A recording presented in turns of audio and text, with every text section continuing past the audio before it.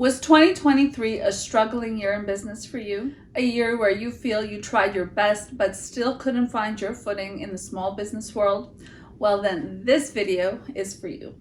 Because in this year-end video, as a business lawyer, I'll be sharing with you two of the best business resolutions that your small business can have for the new year. For those of you that are new to the channel, welcome. My name is Pamela Metani, and I'm a business lawyer and the founder here at Graphene Business Law, a law firm working exclusively with business owners and entrepreneurs and serving these individuals throughout the province of Ontario, Canada, as we're able to serve them virtually throughout the province. As I was thinking about what to film this video on as we near the end of year, I was debating between certain topics, more specific topics, contractual clauses, more specific types of agreements, news developments, and a myriad of other considerations. However, the one thing that kept coming to mind, as a business lawyer, I've seen a lot of individuals finally pursue their dreams of launching a business in 2023. However, I've also seen individuals making strange choices about how they spend their money, what they prioritize for their business, and certain kinds of thinking that, from my point of view as a business lawyer, I've seen these patterns of thought before, and they're almost patterns of thoughts where someone is not going to be that successful. And I wanted to share not those necessarily negative patterns of thoughts with you, at the risk of scaring you if that's you and not really giving you a solution. But I want to share what the flip side of those small-minded, if you will, considerations and thoughts, or limited considerations and thoughts, what the flip side of that would look like by way of a New Year's resolution. So I mentioned in the beginning, I have two New Year's resolutions to share with business owners in this video. The first New Year's resolution that I think you should have as a business owner, the new year, of course, starting January 1st, I think within the month of January, you should have, by the end of that month, regardless of your size of business, which is why I'm giving you a month, because for some businesses it might take a few days, for some it might take a few weeks. By the end of January, I encourage you to have taken, January 2024, of course, to have taken stock or taken inventory of what worked and what didn't in your business in 2023. And when I say that, I mean exact inventory. I mean looking at all of your bank statements, looking at all of your collaborations, looking at all of your initiatives yourself. Did you spend money to advertise on Facebook and on Instagram, but you never made it to hiring a professional Google Ads advertiser? Did you try to scrap agreements here and there and maybe got screwed over where you should have, as is always the case, hired a lawyer to help you, in growing your business within the legal realm, if you will, so contractual agreements, things like that, so contracts between parties, things like that. Did you maybe find a little secret pot of gold somewhere where you thought you might not, but the return on investment was massive when you started to diversify outside of the group that you thought would be your target market at the beginning, but instead you discovered this new avenue?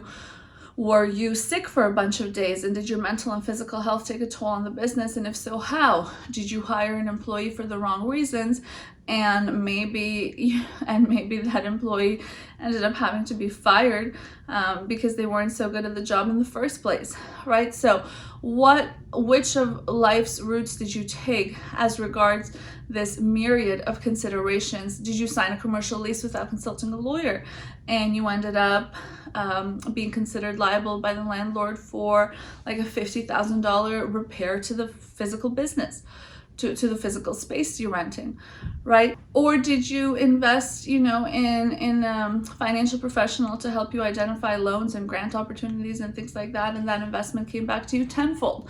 What worked and what didn't? And as you'll notice, the examples I gave, literally none of them had to do with the more obvious considerations of, products you were trying to sell and how they sold, and services you were trying to sell and how they sold. I mean, what worked and what didn't when it comes to your business? Were you open instead of closing shop at 7 p.m. every night, depending on the industry you're in? Did you stay open until 1 a.m. hoping for a few extra clientele, but instead that ended up ruining your personal life? All of these extra hours a day that barely converted to an extra, patron or two a week. So take stock, take inventory of all of the business decisions that you made pertaining to your business in 2023 and how they affected that same business. Writing down whatever matter you're dealing with, whether it be identifying issues, identifying opportunities, anything. Writing something down is you're halfway there in terms of making it to greener pastures. Okay, and greener pastures, of course, depending on what greener pastures mean to you, to be more, profitable next year, to be more influential, to be more, to serve in higher aid of certain charities that your business vision and mission is aligned with, whatever that means to you. Take inventory of your business. But the trick is you need to do it in a discerning way, right? So it's not about writing some things down and saying, okay. It's about writing everything down and writing everything down in a manner that you are so hard-nosed about the reality of what these initiatives did for your business, okay? So that is the first New Year's resolutions I encourage you to have. There are people that come to me that have been in business for weeks and they can't answer simple questions about their business, and there are people that come to me that have been in business for years and they can't answer simple questions about their business. Neither is a good place to be. As sort of a segue to that first New Year's resolution for your business, I think the second one that I, as a business lawyer, would recommend you have on your New Year's business resolutions list is identifying pockets of value. And this one goes both ways, and I'll tell you what I mean. First of all, in that list you would have made within the first New Year's resolutions, you will have been able to identify initiatives that worked and didn't for your business, right? Well, those initiatives that worked might present you with pockets of value that you would like to further invest your time, your energy, your learnings in. Maybe you want to take up a free course if you decide that doing your own finances, for example, in the year of 2023, if you're a small business, saved you $7,500, okay?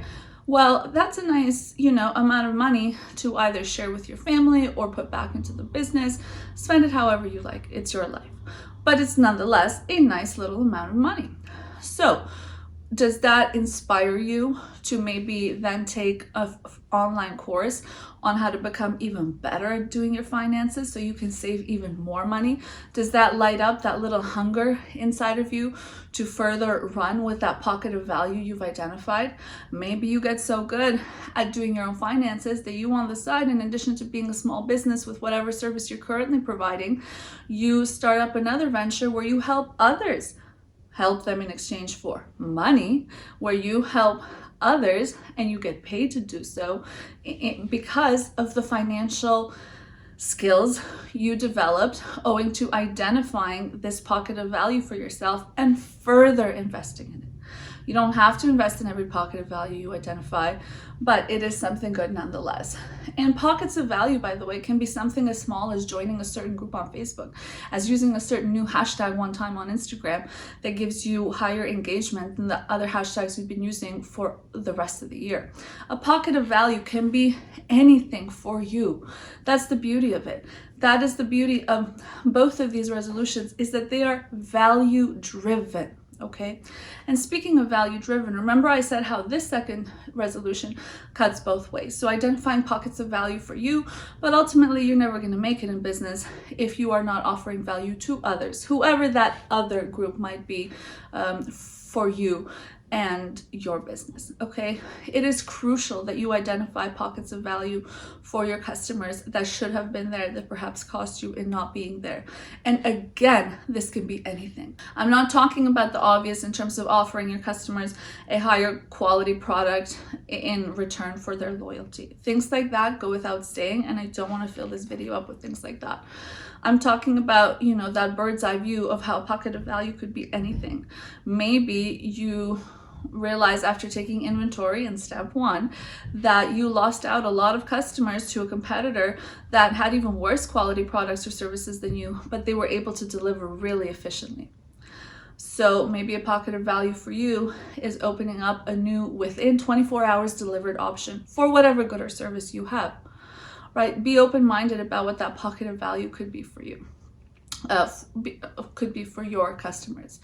But it is crucial that you consider the fact that your customers, at least the ones you should want to retain, those long-term loyal customers, are going to be value driven as well, just as you are in running your business. And being value driven is not, some of us, myself, having gone through all stratas of life, if you will, I remember, what it's like to be in poorer circles, saying it straight up.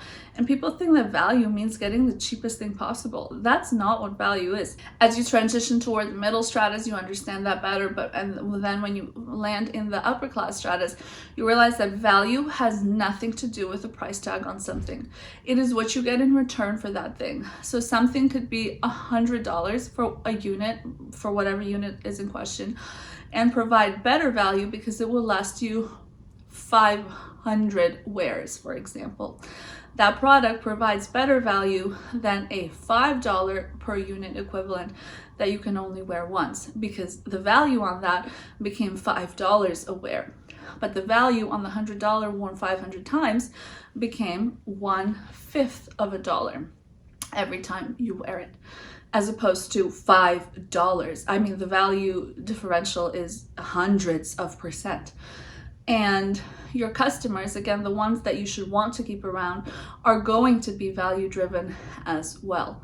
So you identifying pockets of value for them is crucial to enhance their experience, which in turn should do what? Enhance your bottom line. And those customers that are value driven, should they bring you more value driven customers, it will be a golden New Year's resolution for you and your business. I'll leave this video there. I don't want to make it too long. New Year's resolutions for you personally and for your business can, of course, be anything. There is no bad New Year's resolution so long as it's not on your resolutions list to hurt or take away from somebody else, including hurting yourself, by the way. I don't think you should be doing that. But in essence, reasonably speaking, there is no such thing as a bad New Year's resolution. So you can have a New Year's resolutions list for your business that has so many other points, and you don't need to panic about not having included these 2 points. However, I also want to make the point that I avoided the more obvious blasé New Year's resolutions. Like, for who wouldn't it be a New Year's resolution to make more money next year, right? Things like that I don't think bring much value to this video, because we're all thinking about those things. And by the way, that means nothing in and of itself, again, if you're not identifying what you've done well, if you're not identifying pockets of value, if you're not addressing at some level the items I've mentioned in this video anyways. So my angle on this New Year's resolutions list was to provide you the most value I could in a video from that bird's eye view I have on most business owners, because been there, done that, by virtue of helping others, and of course myself through all of my businesses as well. And also to keep the video digestible. The best tip I tell you is not going to stick if I present it in some super technical manner. So I hope the examples I provided in this video made it really easy to understand what I'm trying to get you to think about in terms of business resolutions for the new year for your business. I want to thank you for watching. I want to thank you guys for watching all year, not just for watching this video, but thank you for watching this video as well. If you are a business owner or entrepreneur in the province of Ontario, you can contact us anytime, info@graphenebusinesslaw.ca, and of course, graphenebusinesslaw.ca is our website. We are so proud to be growing into a go-to for business law services for business owners and entrepreneurs in the province of Ontario. It truly is a passion here at Graphene. When I named this firm, the logo for it, the slogan for it is all business all the time. Business law is in the title. I could have named it Graphene's General Law Services, but it's only business that, business drives me so much. I felt it wouldn't be fair to others to even think of offering other services when I know that business is that one thing for me. And in so being, I can offer you the most value as well, because I feel for every step that you take, and I put it on myself to think as creatively as I can to get you the best solution possible, whether you're launching, growing, or even concluding your business. Thanks again for watching. Don't forget to give this video a big thumbs up. Comment down below what you thought of these New Year's resolutions, or what resolutions are for you in the new year. And of course, have you subscribed yet? Click subscribe. Thank you for watching.